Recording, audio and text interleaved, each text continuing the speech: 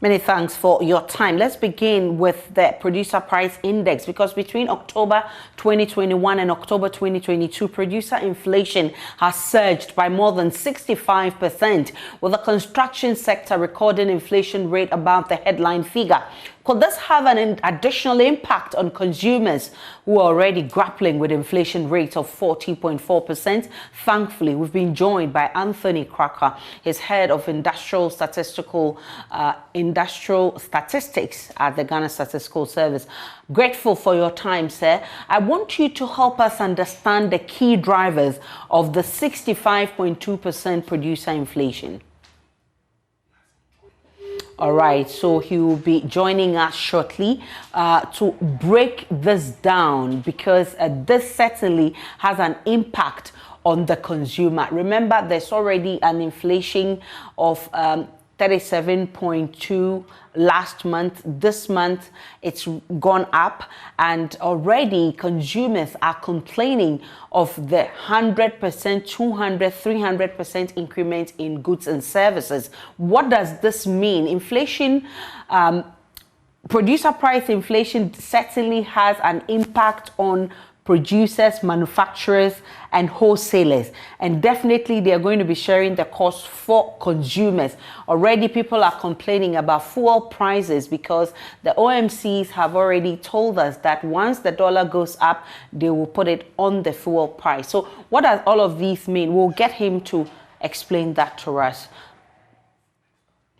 Right, we'll get back to that story once we get him to explain to us. But there's an easy calm at Kenyase in the Esutifi North District of the Hafo region, a day after a clash between the youth and duty officers stationed at Newmont Mining Limited left one person dead and 4 others injured. The youth, carrying various weapons, roamed the streets, burning 2 vehicles, vandalizing another, and destroying property deep into the night. Sources say personnel from the formed police unit and counter-terrorism unit stationed with the Newmont company had an altercation with a motor rider, gunning 1 person down in the ensuing struggle Tuesday. His death sparked a revolt by the youth, leading to 4 more people being shot.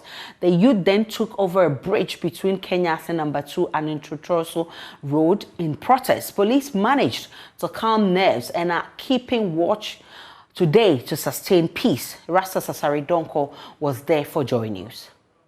So we are here at Kenyase No. 2, where we understand that some 2 people have been shot by police. 1 is dead, according to the people here. We have not confirmed that independently, but another has also been shot and has been rushed to the hospital. Now, what we are learning is that this is happening over some abandoned material belonging to the Newmont Company Limited. That's according to these people. I will try to find out. Currently, as you see behind me, they have mounted a blockade there.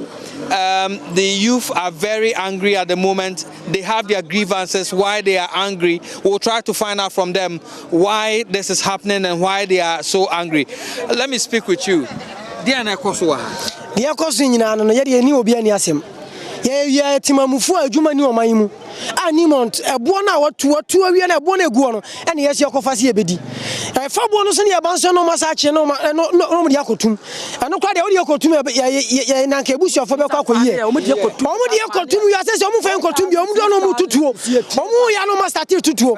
Anything Yanuka say, Omadi cat will be 2. I'm a Nippon and Nak Hospital. The Bedrian is Yantias, Yansia Baba.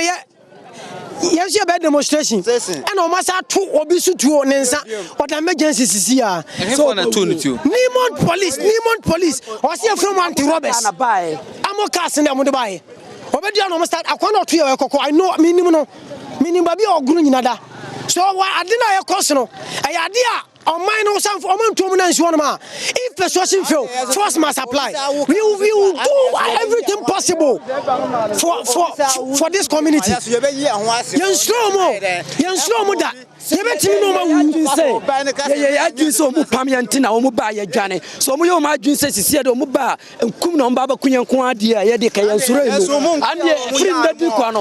my quite go ahead, say, Young Conquest Sabon been bedded here. Can a mom script in the BNC yard morte, Wakako Yajma, yes, young chain. And I say, young massacred in Ibia Quans on Tracroma.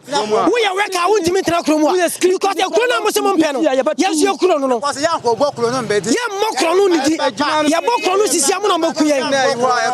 Okay, so in effect, what they are saying is that Newmont Company Limited, ahead of me here, they have some abandoned rocks that they do not like, and that is what they are also relying on to use it, process it for gold so they can also survive.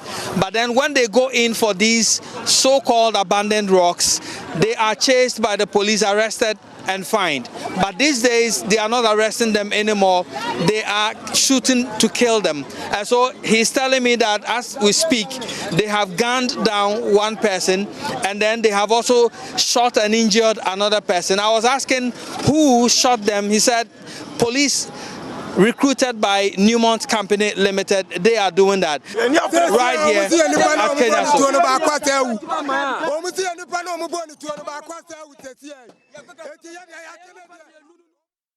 Communications and External Affairs Manager of Newmont, Ahafo Samuel Osei, tells JoyNews the police is working to fish out persons who fired the gun. According to him, the shooting which led to the death of one person was done beyond the operational borders. He spoke on Newsdesk. We woke up yesterday morning to hear about some confrontation between the police and some community members, leading to some shooting incident which killed one person, and then 4 others were subsequently, injured. Now, following that, the young people decided to, kind of go on a vengeance spree and targeted Newmont. And so it started with a contractor vehicle which was bent down. Another truck was destroyed. Then, not long after that, they headed to our residential facility where our families, and employees live. Went in there, they managed to overpower the security and, looted, destroyed, vandalized our, properties, both individual properties and all. So you'll be in your house, they will just enter your bedroom, enter your kitchen, everywhere with machetes and things like that, destroy things, television, microwaves, any household item, take whatever they can take away. A very, very traumatic experience for us and our families. Of course, we requested for police reinforcement. By the evening, we had that. So then we had some military as well. So right now we have over 100 security personnel stationed over there. But it's been a very unfortunate thing. First off, at the moment, we are not sure of, who actually fired the gunshot. We are receiving conflicting reports as to what exactly happened, because it happened beyond the borders of our mind. So we are waiting for the police, who are investigating the issue currently, to come out with their report on that. Good news is that we understand 3 of the 4 people who were injured have responded well to treatment and they've been discharged. We're hoping that the other one will also be discharged today. But regarding our family, it's been a very traumatic experience. They literally went there, broke into people's houses, vandalized, destroyed stuff. The military now has to escort people back to their homes. We can now talk about the increased producer price index. We've been joined now by Anthony Kakra. He's head of industrial statistics. He joins us for more. I'm grateful for your time, sir. I need you to help us understand the key drivers of the 65.2% producer inflation.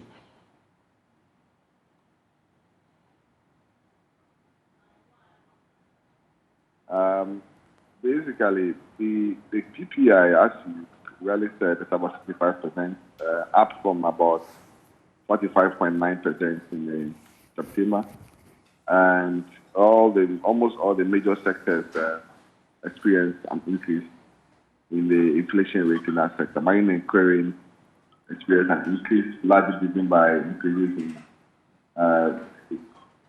the crude oil prices. And let me state that most of these indicators increases were as a result of the depreciation of the CBD. If we notice that CBD depreciated significantly in October, and so manufacturing, for instance, went up from 58 to about 73%. Electricity and gas about 23 to 33%. And then we have the transportation and food storage subsector also increasing from 41 to 71%. And then accommodation and food about from 24 to 42. So basically, we apart from construction and then information and communication, which didn't see any significant increase in inflation, almost all the major subsectors experienced significant increases in the inflation from the expatriate price. This certainly would have an impact on the already deteriorating situation of the consumer, where prices are doubling and quadrupling. What does this mean to the consumer? Well, typically when this inflation occurs mainly in manufacturing, and here electricity and water, then also transport will surely have the impact on the consumer. So there's a likelihood that, yes, the consumer price index or the consumer inflation is likely to also get a little slightly up in the next couple of months, because the PPI is a leading indicator, supposed to be a leading indicator of what happens in the consumer price index. So there's a likelihood that the consumer price index would increase some parts of the next. Mr. Kaka, what's accounting for this? Is it the depreciating CD? Is it the increase in fuel prices? What exactly is accounting for this high producer price rate? So we have to go sector by sector based, but generally we expect we note that the CD depreciation was one of the main drivers of these across all the major sectors. So because clearly, if producers will have to import most of their waste fuel for input to produce, then when the city depreciates, their input prices will go up. And so if their input prices go up, then to be in business, to stay afloat, they must certainly increase their output prices for them to be in business. And so as the city depreciates and their input prices go up, then they're imported. Most of them inputs are imported. So if the prices go up, they might not have any option to increase their export prices. I'm grateful for your time. Anthony Kakra is head of industrial statistics at the Ghana Statistical Service. Now, the finance minister, Ken Ofori-Atta, is covering up for someone, and that's the reason he does not want to go. This is according to statesman and founding member of the NPP, Dr. Nyaho Tamaklo. The finance minister has come under intense pressure to resign, but he will not go until he's done with negotiating the IMF deal for the country. At least that's according to President Akufo-Addo. After over 98 majority MPs petitioned the president for Ken Ofori-Atta's removal, the minority in parliament have subsequently filed a censure motion against him to start processes towards his removal.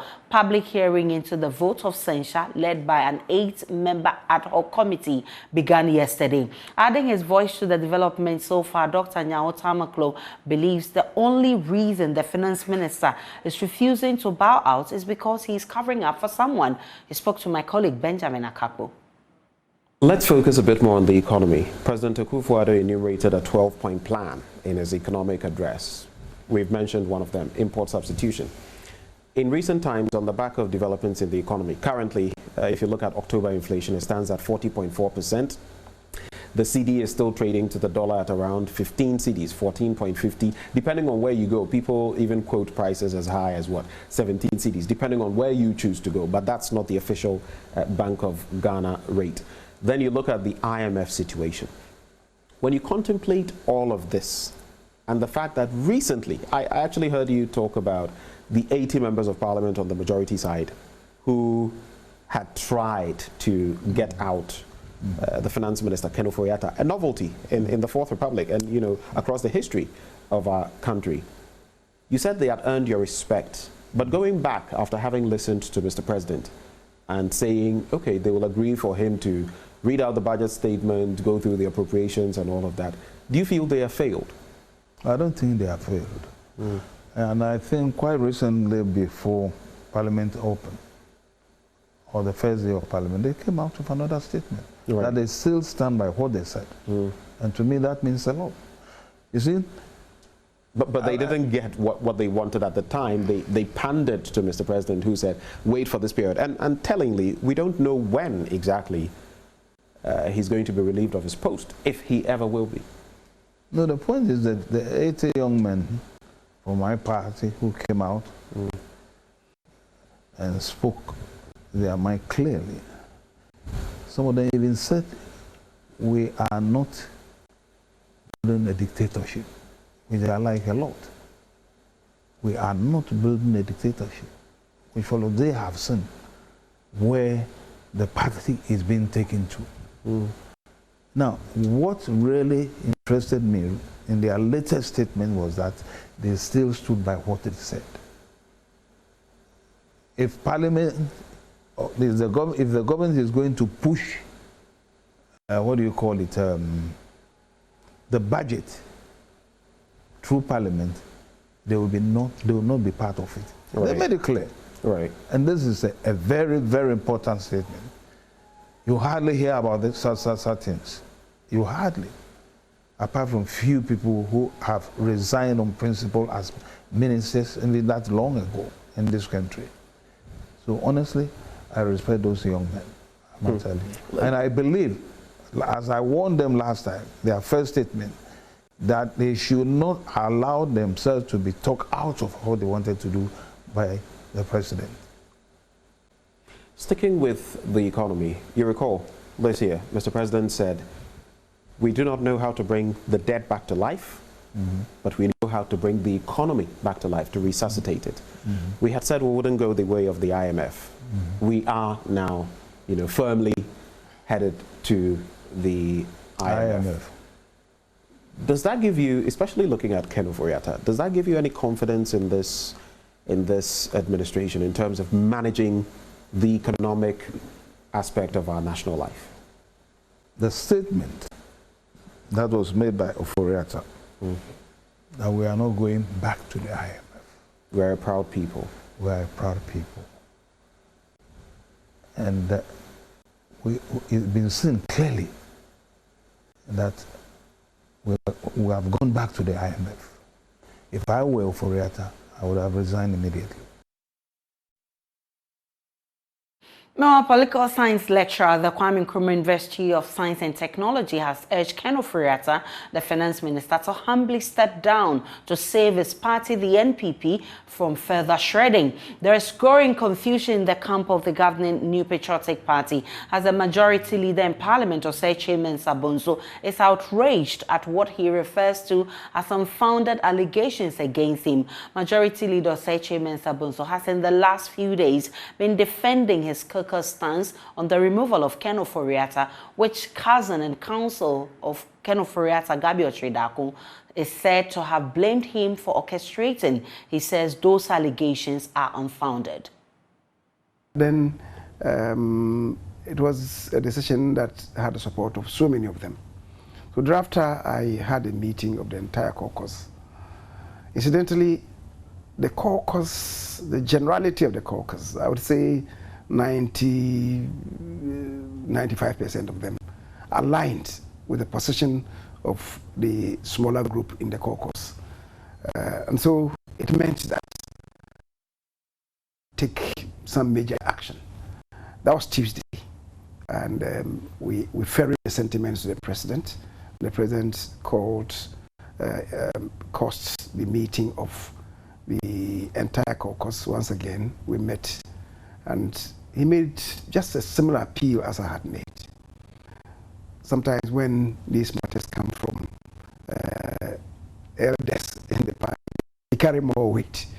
And so I think eventually they said that they will recline to consider what the president had told them. So when we reclined, we had a caucus meeting here. We debated the issues, and I stranded them out. One, first, the conclusion of the negotiation with the IMF. After a while, we had some agreement on that. Some were saying that, well, after the event, he should leave and hand over to another person to present the budget. But eventually, that one was also acceded to. And then it was, okay, if he presented the budget, you should leave. And I appealed to them that you don't have the situation when the person who presents the budget on behalf of the president and who's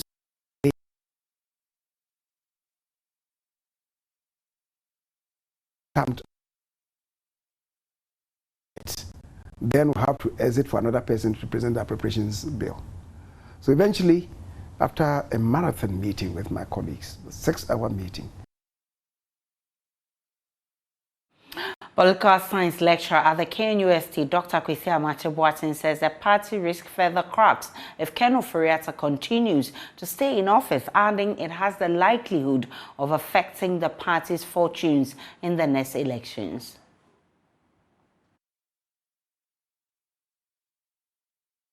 The next general elections, then I would say that it is dim, actually. It is very dim. You look at it from what happened to the president in Ashanti region. Some time ago, before President Nana Addo came into office, here in Kumasi, anytime he came here, everything came to a halt, standstill, women lying on the floor with their clothes and people singing his praises. And then he comes to the same place and you have people hooting at him. And many people said that he could not even stand in his the open top of the vehicle. You know, the vehicle was locked, and he simply couldn't engage the members of the public. People who know the time has come for the party to come strong and allow government to work the way it has been structured. There's no place for Gabi Ochidako. So the time has come for him to simply step aside. And if he knows it or not, he's one of the reasons that these things are happening.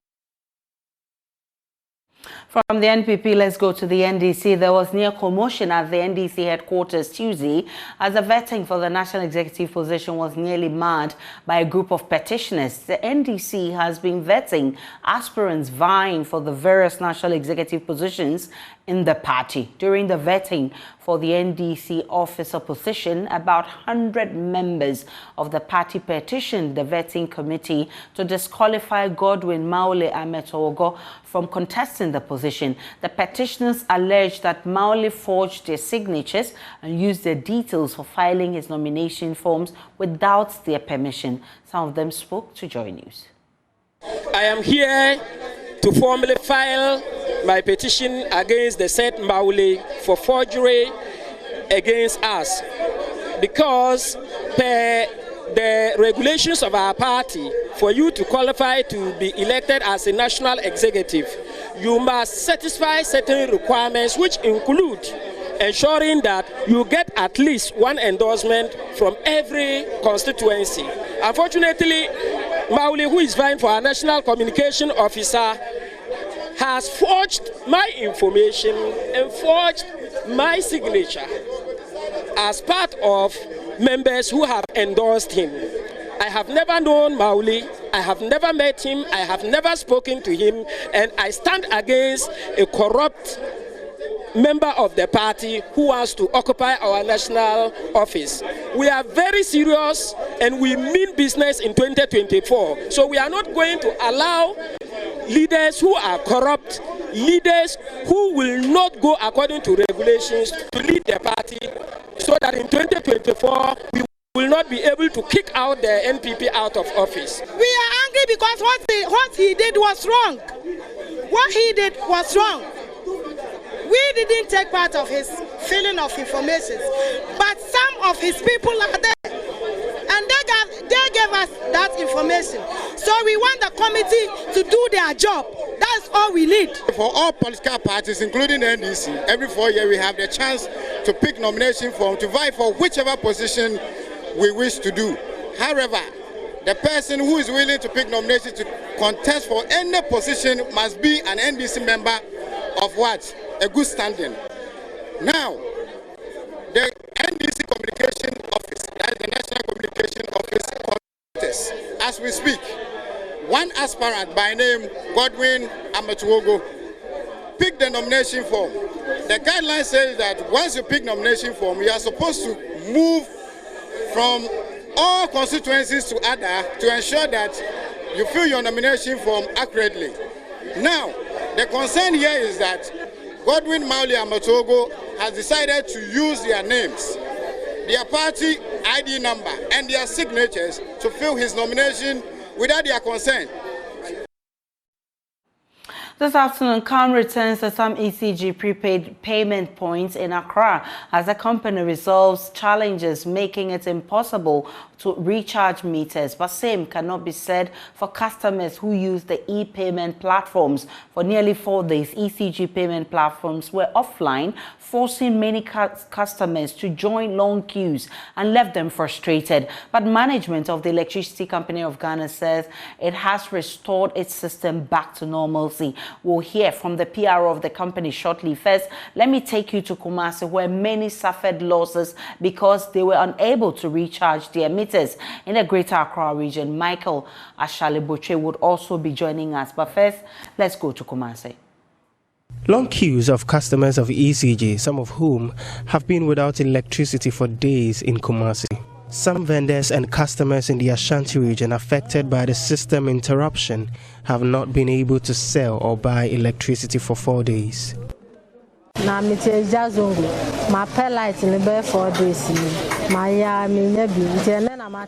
have been searching for lights for about 4 days now, but I'm unable to get some. My room has been full of heat and it has destroyed my meal.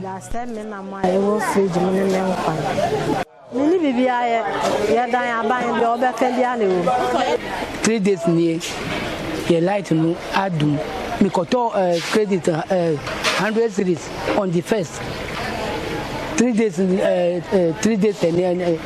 ago. For 3 days now, I am unable to get access to prepaid. I just bought 100 cities prepaid light, and just after 10 days it got finished. I have been roaming around. I just heard I can get access to light here at Tech Junction, so I had to rush and get access to 10 days. We turn on the first, on the 10th night side. I'm more promising say, Ebeba and Monday. And I pray on prayer. I just say banana buy. I'm more premier. We are being promised a fourth restoration on Monday, and it just came. I only tell my customers about what I am being told by the ECG. We have been able to restore it now.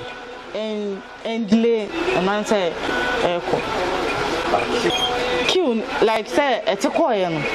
Queue be anywhere, like, and then I started. Eba, maybe hand there, even say first to queue no there. Sometimes I know, even so, baby, sometimes we go over 1,000. Back here in Accra, Michael Ashale has just returned from checking the dumb vending stations and has filed this report. First off, I started off from the Accra West Regional Office in Kaneshie, where I tried to assess the level of impact and again what has been the intervention from management of that particular region. This is an operational region, I should put that across. Again, we also managed to check from Dansuma and some of the vending centers there. And finally, we ended up here at Roman Ridge District Office here under the Accra East Regional Operational Region of the Electricity Company of Ghana. Challenge I've been told, even though they don't speak to us on record yet, what I managed to gather so far is that they mainly had challenges with vending. And vending would include some of the different types of meters that they have. So some people have the Nuri meter here. So if you have the Nuri meter, it would have been difficult to recharge, and this is mainly for prepaid users. Some other users here, we have the MMS compliant meters as well, had some challenges, but we are told that the eCash platform, for those who were buying their prepaid or recharging their meters over the eCash platform, they had no challenges. But as it stands now, Wednesday, November 16, I am told that a majority of these issues have been resolved, except for challenges retrieving the history of those who are using prepaid meters, or in technical terms, what you call the CMS platform. So this, as far as we know, but the queues that we reported right from Kumasi and the Ashanti region to the Greater Accra region, I can tell you on record that right now they have reduced to clearly almost nobody here who is frustrated and been waiting for days to buy or to recharge their meters. I've been joined on phone by Fred Bamble Johnson. He is the communications officer at the Accra West ECG station. I'm grateful for your time, Fred. What caused the problem with the prepaid metering system? Well, so good afternoon to you, Aisha, and thanks for having me. Over the weekend, technicians noticed that we had a challenge with our network. So in order for us to be able to deal with it, we had to curtail some of our services to some prepaid meters, some prepaid systems. Thankfully, between the weekend and yesterday, we were able to resolve all these challenges. So most of the queues we saw in our offices yesterday of people trying to buy credit were a backlog of people who couldn't have access to our systems over the weekend. As reported by your reporter, today we have virtually no queues in our offices because most customers have been served, and the situation is back to normal. So let's talk about the app, because that's also posing a challenge, and indeed people using the app are facing challenges even today. What's the problem with that as well?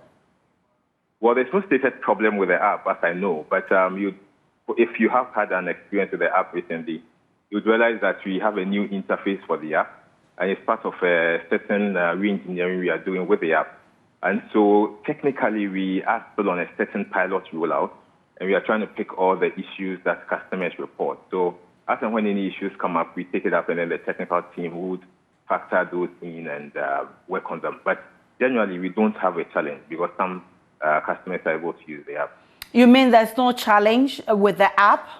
There's no general challenge, but like I'm saying, because it's a pilot rollout we are doing with a new interface, anytime you have any challenge, you just have to alert us, and then we'll be able to let the engineers working on them know, so that if it's something that has to be attended to, they do. But generally, it's not a general problem. But with the pockets of problems you talk about, has that been resolved? It's on an as and when basis. So yes, some have been resolved, but then depending on what the nature of the challenge the customer is reporting, then it's tackled. So as and when anyone has any specific or peculiar challenge, once you make us aware, then we alert the team handling it to address it. Fred, I'm grateful for your time. Fred Johnson is the PRO, communications manager at the Accra West ECG station. Let's take a break. It's time for business with me, Beverly Broom. Now to our first story. As part of measures to address Ghana's youth unemployment challenge and build an entrepreneurial nation, the government has launched the YouStart District Entrepreneurship Program and opened the YouStart Ghana Jobs and Skills Application Portal to receive applications from potential beneficiaries of a 1 billion cedis entrepreneurship fund. The initiative seeks to create more jobs and supports the expansion and growth of Ghanaian businesses within the next 3 years. There's more in the following report. Addressing the media at the launch of the YouStart initiative, Chief Executive Officer for the Ghana Enterprises Agency, Kosi Yanke Aye, said she is poised to ensure the needs of youth entrepreneurs are met. She added that her outfit needs all hands on deck to make the initiative successful for Ghanaians. This work is not a work about this or that, you or him or her. It's about how do we support our youth. Because I have cousins who don't have jobs. I need to make sure they have something to do. So the best way is to create these programs and work with them, and people benefit from it. So as much as possible, I need all of us to support us so that it's successful for Ghanaians. So people can go online and apply. We also have paper applications for those who might not be able to use the computer, because bear in mind, we're looking at people from BEC level. Country Director for World Bank, Pierre-Frank Laporte, revealed that further engagement are ongoing to design other interventions to create decent jobs for the youth. The World Bank Ghana Country Partnership Framework for 2022 to 2026 emphasizes on support for economic transformation with the creation of more quality jobs for youth through skills and entrepreneurial development, access to finance, investment climate reform, and quality infrastructure. Currently, the World Bank is working with the government on a new project that would support some aspects of the Youth Start program, following detailed consultations and design to improve the screening criteria and targeting of beneficiaries. Delivering a speech on behalf of the Finance Minister, Deputy Minister of Finance John Kuma called for a concerted effort to find lasting solutions to the current economic challenges. In outlining this policy agenda, I am not complacent about the challenges that confront us today. Indeed, in the last 5 years as Minister of Finance, sometimes it feels like once you start to solve one problem, another emerges. So life is tough for many people all over the world, and Ghana is no different. But we and the fellow ministers gathered here today, under the President's direction, are more than committed to ensure that we come out of this together with one of the strongest and most resounded and most resourced youth this nation has ever seen. Away from that, the Deputy Chief Executive for the Ghana Exports Promotions Authority, Samuel Dentu, has said his outfit will continue to support chocolatiers to produce world-class chocolates that will penetrate markets in the world. He said this during a capacity-building training for various chocolatiers in the country organized by the Ghana Exports Promotions Authority. At Ghana Export Promotion Authority, we have had various engagements with the chocolatiers. I think we call them Cocoa Value Addition Association of Ghana, COVAC, and we've been working with them. We started with the ACCE, which is a chocolate expo event that we've had about 2 years running.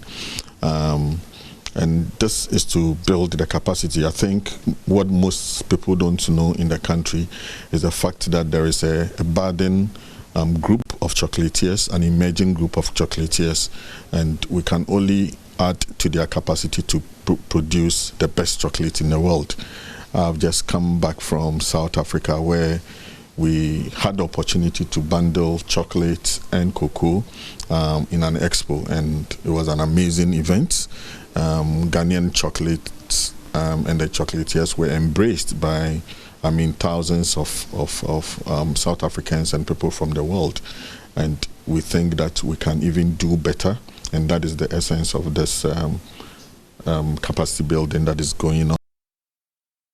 We have more business on Marketplace at 1 p.m. and also on myjoyonline.com/business. My name is Beverly Broom. Up next is sports. Let's do sports here on Joy News today with me, Muftau Nabila Abla. President of the Ghana Football Association, Kurt Okreko, has admonished Black Stars to be committed to the national team to ensure the country has a good performance during the FIFA World Cup. Addressing the players after arriving in Abu Dhabi, where the players are campaigning for the Mundial, he said, "We are not here to joke." We have the capacity to either equal what we have done before or perhaps go much further. This is possible. But this will be possible if all of us behave in a certain way. If all of us behave well, and I mean it, this will be possible if when I come and stand in front of you, you pay attention and to listen to what I have to say. This is part of we being detailed in our thought process, in our thinking process, in our preparations towards we being competitive. We are not here to joke. The full interview will be coming your way at 2 p.m. as my colleague Nathaniel Arthur speaks to Asamoah Gyan. He's been recalling a lot of things in his career as Black Stars player. This is our wrap-up sports here on Joy News today with me, Muftau Nabila Abdullah. Up next is World News. And that will be it for the bulletin this afternoon. Log on to myjoyonline.com. There's more of the news and updates of all our developing stories. Enjoy the rest of our program.